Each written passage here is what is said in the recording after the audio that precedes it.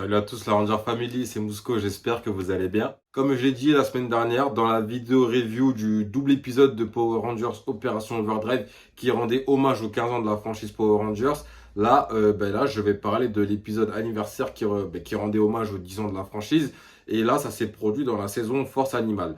Et l'épisode s'intitule Rouge pour toujours. Là, je vais faire un tout petit résumé de l'épisode et ensuite je vais donner mon avis sur ce que j'ai aimé, ce que j'ai pas aimé, comme d'habitude. Allez, go! Alors déjà, l'épisode commence sur la Lune. On voit des sortes de robots. En fait, c'est l'Empire des Machines. C'est les rescapés de l'Empire des Machines et qui sont dirigés par Venjix. Venjix, en gros, c'est pas Venjix de Power Ranger RPM ou Beast Morphers. C'est Venjix de l'Empire des Machines, de la dimension principale des Power Rangers. Ils cherchaient quelque chose et évidemment, ce quelque chose, c'était Serpentera. Serpentera, c'est l'espèce d'immense machine super, mais vraiment destructrice qui appartenait au Seigneur Z. Évidemment, ils sont espionnés de loin par un personnage mystérieux qui est vêtu d'une cape un peu rouge-marron. Et évidemment, pour ceux qui connaissent bien la franchise, on a tous deviné que c'était Andros, le Ranger rouge de l'espace. Ensuite, on est sur Terre et on a Carter Grayson des Power Rangers Sauvetage Éclair qui vient chercher Cole. Et en fait, il lui dit pas vraiment ce qui se passe, il lui dit juste de venir avec lui. Il l'emmène dans un hangar et c'est là que justement, il fait la rencontre de TJ. Il revoit Wes qu'il a vu quelques épisodes avant. Il voit Eric aussi. En fait, là, tout simplement, en fait, c'est une réunion de tous les Rangers rouges. Et Andros leur dit qu'un Ranger vétéran les a rassemblés, sous les ordres d'un Ranger vétéran, quoi. Et ce Ranger vétéran, évidemment, c'est Tommy. Jason arrivera en dernier. En fait, au début, on pensait que Jason n'allait pas être là. Mais bon, le mec, il est arrivé avec sa petite moto et tout, sa petite moto de biker. Il est arrivé et voilà, tout le monde est au complet. Enfin, tout le monde est au complet. Léo est parti chercher son épée sur Mirinoi. Et ça, franchement, clin d'œil super cool parce que bon... J'avoue qu'on aurait pu tout simplement le faire revenir comme ça parce qu'il était déjà revenu pour Power Rangers Sauvetage Éclair et qu'il avait récupéré son épée aussi sur Mirinoi, mais on n'avait pas vu, les Rangers de l'autre galaxie déposer leur épée à nouveau sur Mirinoi après la team-up avec les Rangers Sauvetage Éclair. Orico aussi des Alien Rangers n'est pas présent, mais évidemment ils les rejoindront après. Évidemment, pour aller sur la Lune, il faut bien un vaisseau et c'est là que l'Astro Mega Ship ou l'Astro Mega Vaisseau en français là fait son retour aussi. Et franchement, ce vaisseau, il est magnifique, je le trouve super beau, que ça soit en mode vaisseau ou en mode formation Megazord.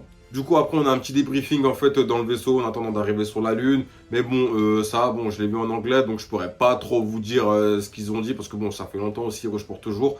Mais en tout cas, vous savez qu'il faut un petit débriefing, ils expliquent à quoi sert Serpentera, à qui il appartenait, l'Empire des Machines, qui c'était, voilà. Et là, on arrive sur la Lune et évidemment, il y a un combat sympathique en tenue civile de tous les Rangers rouges. Bon, ça se passait dans un hangar sur la Lune, mais enfin un hangar. Ça ressemblait à une centrale, mais bon, on était sur la Lune, on n'a pas vraiment calculé. Bon, on était dans l'ambiance, on s'est dit, bon, tous les Rangers rouges sont là, on n'a pas calculé les autres détails, on va en parler juste après. Léo et Orico se joignent à la bataille, évidemment Léo se démorphe et Orico il se démorphe pas, je ne sais pas si c'était parce que l'acteur n'était pas revenu, enfin je pense, parce que si c'est pas démorphe, voilà quoi. Mais bon, bref. Et en tout cas, voilà, tous les Rangers rouges, de Mighty Morphin jusqu'aux Force Animale, sont présents. Et à ce moment-là, vient la tant attendue séquence de transformation de tous les Rangers rouges, de Mighty Morphin jusqu'aux Force Animale. Ils sont tous présents. Bon, ils n'ont pas leur thème, hein, évidemment, on va pas demander trop. Bon, j'avoue que j'aurais bien aimé, hein, mais bon, c'est pas si grave que ça. Mais en tout cas, tout le monde est là, tout le monde a sa séquence, chacun a sa séquence de transformation. Et ça, c'est satisfaisant. Évidemment, je vais vous balancer l'extrait juste après, là. Tampon Morphine, Tyrannosaurus, Power Ranger Mighty Morphine. Tampon Morphine, Ranger Rouge Zéro, yo. Arrêtez de massacre! Transfort Turbo, Ranger Rouge Turbo, yo. On y va. 3, 5. Ranger rouge de l'espace. L'autre galaxie. Ranger Rouge, l'autre galaxie. Sauvetage éclair.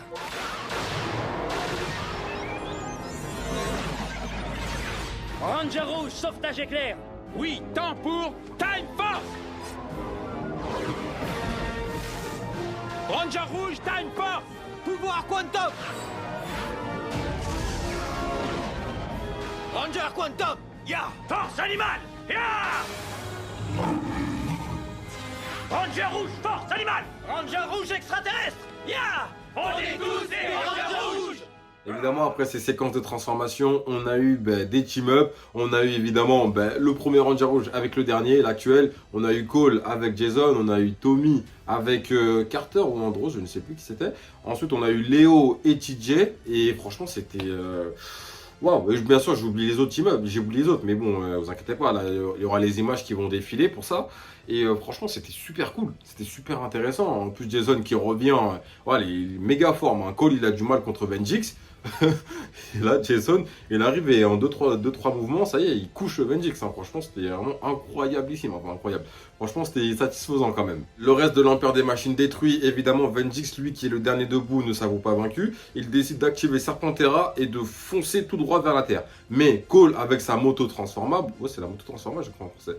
Bref, il utilise sa moto transformable et ensuite, il attaque Serpentera à lui tout seul. Et il détruit Serpentera avec Vengeance à l'intérieur. Et c'est la fin de la bataille. Et du coup, ensuite, on retourne sur Terre, au hangar où justement tout le monde s'est rencontré. Et là, tout le monde se dit au revoir. Et puis voilà, Tommy part tout seul. Évidemment, c'est le Ranger légendaire, quoi. Et après, les autres Rangers le chambrent un peu, quoi. Et c'est comme ça que se termine l'épisode. Alors, comment est-ce que j'ai trouvé cet épisode? Franchement, je trouvais que cet épisode, il était super cool. Vous voyez, ils l'ont fait en un épisode, ils n'ont pas forcé, ils ont fait ce qu'il y avait à faire. Une histoire de vengeance, l'Empire des Machines, lié au tout début de la franchise Power Rangers. Franchement, c'était super cool. Vous voyez? Et en plus de ça, pour un premier anniversaire, franchement, c'était super cool. Parce que oui, c'était les 10 ans. Hein.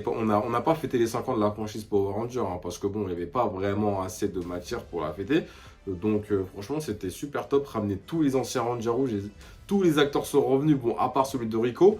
Mais j'ai vu que apparemment c'est la vraie voix de l'acteur qui jouait Rico dans Alien Ranger. Donc ça, bon, c'est pas si grave que ça. Hein. De toute façon, au pire, ils auraient pu ramener un acteur avec le masque des Alien Rangers. Franchement, ça aurait rien changé, quoi. Déjà, ce que j'ai kiffé d'entrée, c'était le clin d'œil au Beetleborg. Parce que bon, pour ceux qui regardaient Beetleborg, vous avez dû comprendre que voilà, il y avait Shadowborg. Enfin, celui qui jouait Vengeance, c'était Shadowborg dans Beetleborg. Mais bon, c'est pas Shadowborg. Bon, ils ont repris les costumes parce que oui, Beetleborg, quand ça a été adapté aux États-Unis, oui, c'était Saban qui adapte justement la série Power Rangers. Et ça, franchement, c'était un clin d'œil super cool parce qu'en fait, ils font vraiment Empire des Machines, ils font vraiment menaçant, surtout Vengeance ou Shadowborg, comme vous voulez, il fait vraiment menaçant. En plus, il fait vraiment leader, il fait vraiment puissant parce que même Shadowborg, dans Beetleborg, il a quand même donné du mal parce que j'ai vu des extraits quand même et franchement, waouh, Shadowborg, il était fort, quoi. Clin d'œil aussi à Bulk et Skull qu'on revoit depuis Power Rangers l'autre galaxie. Franchement, ça faisait grave plaisir de les voir, c'était super sympathique. Et bon, eux, comme d'habitude, bon, je dirais pas c'est le meilleur. Ouais, ils font partie des meilleurs duos de la franchise, enfin, les duos comiques de la franchise. Donc eux, franchement, de les revoir là, ça me fait plaisir. Et même dans Power Rangers Samurai, là, je les avais revus et franchement, c'était assez sympathique, quoi. La petite bataille en civil de tous les Rangers rouges dans la centrale, franchement, c'était fort sympathique. Les voir, Jason, Tommy, Cole, Andros, Wes, franchement, tout le monde, c'était super satisfaisant à voir. Franchement, ça rappelait 10 ans d'histoire. Et que dire, franchement, aussi la team-up qu'il y a eu quand ils étaient en costume. Les différents team-up, pardon, franchement, c'était...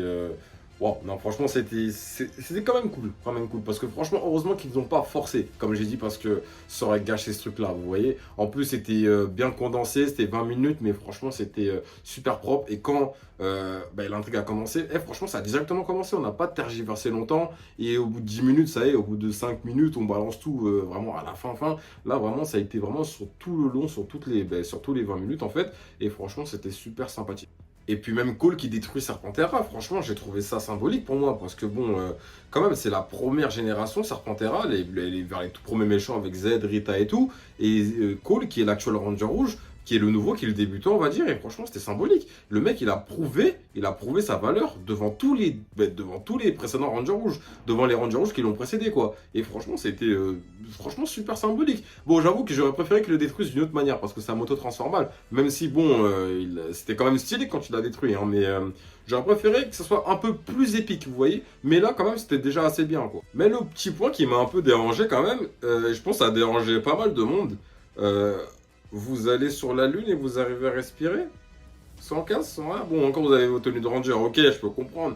Mais là, vous êtes en dehors, vous arrivez à respirer pour le coup. Ouais, c'est pas super logique, hein. Encore, vous vous battez sur une autre planète, j'aurais compris. Tu vas sur Mars, je sais pas, tu vas sur notre planète. Bon, j'avoue que Mars, c'est loin, mais t'as l'astro-méga vaisseau. Du coup, je suis désolé, l'astro-méga vaisseau, tu passes en mode hyper propulsion, je sais pas quoi. C'est bon, hein, tu es sur Mars en même pas 1 heure, 30 minutes. En plus, je dis Mars, mais en fait, Mars ça aurait pu être un très bon décor, vous voyez. En plus, sur Mars, on sait pas si on peut vraiment respirer ou non, parce que bon, on dit que non, d'autres disent que oui. Bon, bref, je suis pas un astronaute, moi, bref. Et pour le coup, ça aurait été stylé, ça aurait collé au décor. Et après, tu avais juste à colorer le ciel, on va dire, en orange. Et je vous jure que ça serait passé. Parce que, est-ce que vous vous rappelez dans Power Rangers Dino Tonnerre, quand Tommy était dans le coma et qu'il affrontait ses fantômes Rangers, enfin ses anciennes incarnations de Rangers. Là, il affrontait le Ranger Zéo rouge. Et là, le décor, franchement, il faisait bien Mars, tu vois, le ciel orange, le sable autour, les petites montagnes. Franchement, ce serait grave passé. Donc, je ne comprends pas pourquoi ils ont directement dit la Lune. Parce que bon, j'avoue que la sensation de danger ne serait pas importante si Serpentera était un peu loin. Vous voyez? Donc, on aurait eu le temps de former le Megazord de Astro Mega Ship. Voilà, de détruire le Serpentera sur la Lune. J'avoue, ça, je peux comprendre. Mais bon, on aurait pu trouver quelques petits trucs pour que ça passe, quoi. Mais sinon, voilà, dans l'ensemble, c'était un très bon épisode. Voilà, les seuls petits points qui m'ont dérangé. Bon, aussi... Comment est-ce que Serpentera s'est retrouvé sur la Lune? Parce que bon, comme je vous ai dit, j'ai regardé l'épisode en anglais là. Et pour le coup, je ne sais pas s'il l'avait bien expliqué. Parce que moi, mon anglais, il est... ouais, c'est bof. Donc ouais, c'est... Bon, après, c'est pas si dérangeant que ça maintenant, vu qu'il est détruit. Mais bon, j'aurais bien aimé savoir quand même. Mais en tout cas, voilà, c'est les seuls petits points qui m'ont dérangé avec la Lune. Le fait qu'ils puissent respirer sans leur tenue et tout. Mais bon, bref, c'est pas si grave que ça. En tout cas, on a terminé avec toutes les reviews des saisons anniversaires. Du coup, on a fait Super Ninja Steel, on a fait Super Mega Force, on a fait Opération Overdrive et là, on finit avec Force Animal. Du coup, on est prêt à accueillir la review spéciale anniversaire des 30 ans de Mighty Morphin quand ça sortira. Si ce n'est pas déjà fait, n'hésitez pas à vous abonner, à lâcher le pouce de Ranger Bleu, ça soutient la chaîne, ça fait toujours plaisir. Et moi, je vous dis à la prochaine vidéo, la Ranger Family, c'était Mousco, bye.